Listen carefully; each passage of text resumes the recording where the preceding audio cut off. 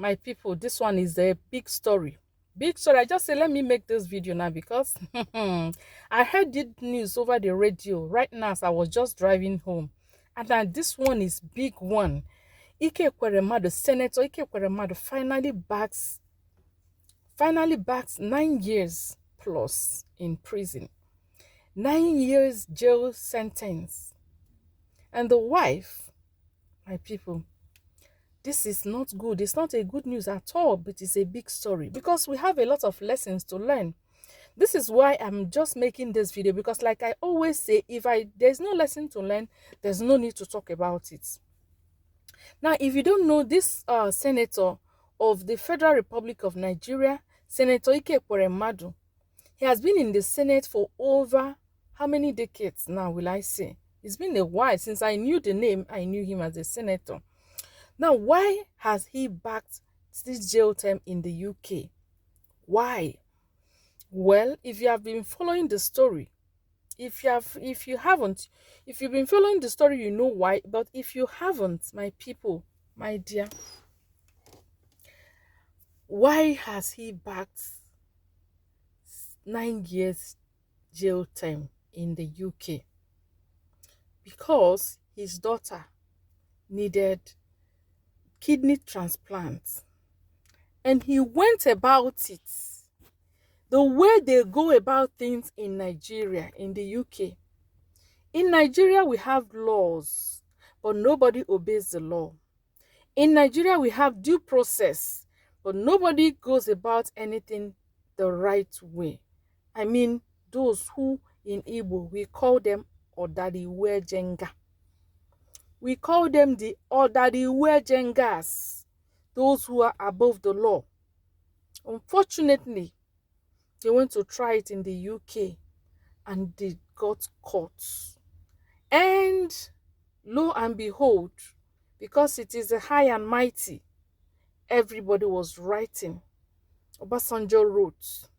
The House of Assembly, the Senate, they wrote pleading that the court, the UK court, should tamper justice with mercy. They were pleading for him. If you don't understand what is happening, my people, let me tell you. You see, I am not mocking Ekweremadu that finally the law caught up with him somewhere where laws are meant to be obeyed. Where laws are to be obeyed and where nobody's above the law. The law caught up with him. I am not mocking him, but what I'm here to do is to sound a warning like I always do, so that those who are still around will learn their lessons. Learn to put your house in order. Learn to allow the road that you have passed through to also be motorable or usable to others. These people we are talking about are the people that I've enjoyed so much from Nigeria. These people that are at the hem of our affairs today, many of them went to school free of charge. They stand to tell us that in those days, when it was their days at the university, they are served free lunch, that even they have cleaners to come pack their clothes and wash for them so that they'll concentrate. We hear a lot of nice stories about Nigeria that was. But when it got to their turn, for over 16 years now, I'm talking about the one I am sure of, Ekweremadu has been a senator in the Federal Republic of Nigeria. Over 16 years. A child born 16 years ago is already getting ready to become an adult. And what have they done for the country? Nothing. The same song. So, if you don't know why Ekweremadu, the Nigerian senator that backed that backed 9 years jail term in the UK, let me tell you what happened. I'm here to download for you what happened, my people. So the daughter got sick. The daughter's name is Sonia Ekweremadu. She got sick, and unfortunately, it happened that her kidneys needed to be changed. Right now, she is in dire need of a kidney donor. Now, um how does it how does it go when you need a kidney transplant in the UK? In Nigeria, the same rule, okay, the same rule, you know, is obtainable. But then, because here we don't obey the law, the law is for the poor masses here. So let me just say that basically all over the world, this is what is obtainable. You need a kidney, according to the I think human rights or law against trafficking of human organs, human beings and human organs, states that kidneys, those kind of body organs that I need, can be donated, can never be bought. They shouldn't be bought. They shouldn't be stolen. They shouldn't be gotten out of the person, the donor's ignorance. So that it should be a willful and 100% willful donation. So you're not supposed to pay.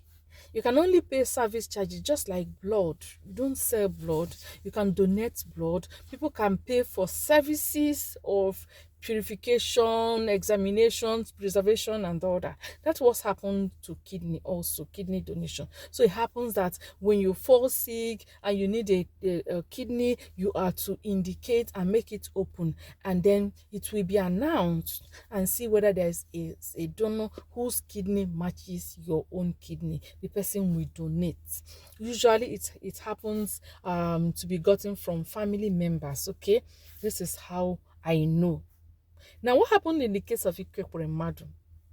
They went about looking for it, from the backyard. Okay, from illegal means. Illegal means is one you went to source for kidney by yourself. You're not supposed to source for kidney by themselves. You went to source for kidney by yourself, and you got it. You arranged it and arranged the person to go and donate the kidney. Now, the whole thing, what I heard, that actually took away the pity, the little pity I would have had for the man, is that, oh my goodness, this man, this man, boy, because it's no more a boy, it's an adult. Man, boy, David wasn't even well educated about the medical trip he was going for in the UK. Maybe he was told I was going to donate kidney, I don't know, but he did not understand the implication. It was as if he was just enticed with good life in the UK and all that. So when they got to the hospital, and you know how where things are done the way they should, before such thing is done on you, I mean the donor, your kidney is taken, you will be prepared psychologically, mentally, everything. You will be prepared so that you will know what you're going into. Okay, just like they'll have to convince you, tell you, and all that. So it happened that the doctor in the UK that was supposed to perform the operation was going about his duty, which is to ensure that this donor is well prepared for what he's going to, okay, because it's a lifetime engagement. You're going to live without a kidney for the rest of your life, and you're still a young man. You're going to donate one kidney, someone who at least you still expect that he has like 50 years, because a boy of 24 something years still has 50 years to go, like 70 something years. So you expected that he has, say, like 50 years in this life. So the doctor was preparing him to know how sure he was about what he's going into, and discovered that this boy was actually ignorant of the implication of donation and all that. That was how they discovered that actually this boy was enticed. The boy refused. No, I didn't know this is the implication of what I'm here to do, and all that and all that. You know the story. We would make that story another day. But the thing now is that why I am making this video, you that are in place of leadership now, put your house in order. Put your house in order. Don't cross a bridge and break it. You people that enjoyed good life in Nigeria while you were growing up, most of them, your parents were those who were trained by the white man. You had the privilege of going to school almost free of charge. You had the privilege of enjoying all the things as workers and all that. Today, the Nigerian worker cannot afford to send their children to a very good school in Nigeria. I'm not talking about abroad with their salary, except they go and do something out of their out of the way. That's why most of them get involved in some dubious deals just to ensure that at least they can have a minimum of good life today. Then the hospitals, we're not talking about the hospitals. Our doctors are jackpotting every day and nobody cares. I heard a doctor over the radio today talking about the implication of this brain drain in the medical sector. Nobody cares. Instead of putting things in place to see that our doctors stay and give us the service, the quality service that Nigerian doctors are known for, no, we are trying to scare them, trying to intimidate them with policies that they must serve 5 years before they go abroad. We're not talking about fixing the hospitals, no. The money now, the money that's I heard they want to collect from a loan. They want to take a loan from the World Bank and give people cash in the name of subsidy, cushioning the effect of subsidy removal.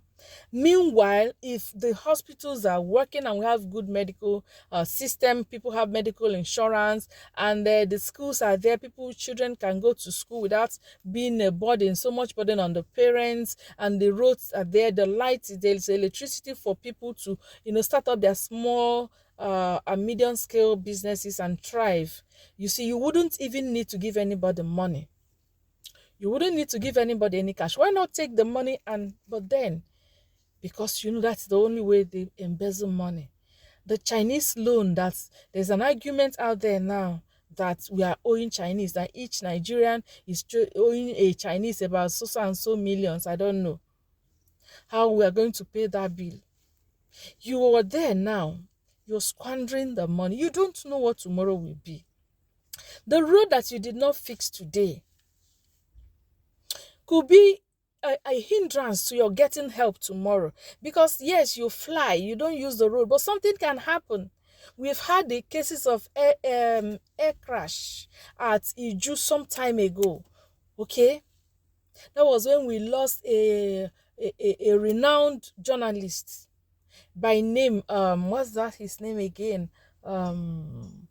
What's that his name again? Oh, how will I remember his name? That renowned journalist. I can't remember his name. Yes, one plane, I think 2017.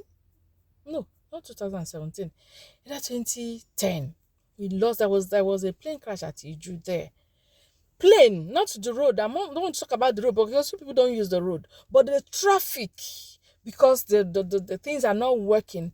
The emergency team couldn't get there until things got bad. They couldn't access the road. There's no road. There's nothing in place. So you fly, you don't use the road. That road you refuse, that medical system you refuse to put in place could be an obstacle for your getting help. It could be something that you need to just be rushed to the medical to get first aid before you now fly you that you are abroad where you have your family doctor. But then you can't render that because there's no paracetamol, because there's no bed space at the teaching hospital and all that. Let us learn our lesson from the Ekweremadu.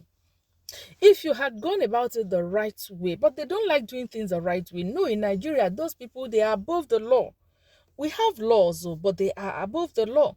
So they think they can get away with that anywhere. You can't get away all the time.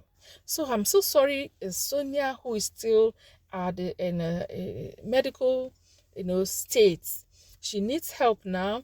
She's actually in intensive care, still in intensive care. Both parents have been sentenced. Okay, both parents have been sentenced. Oh my God, I'm sweating. Yes, I just have to make this video now because I know how busy it will just get for me again.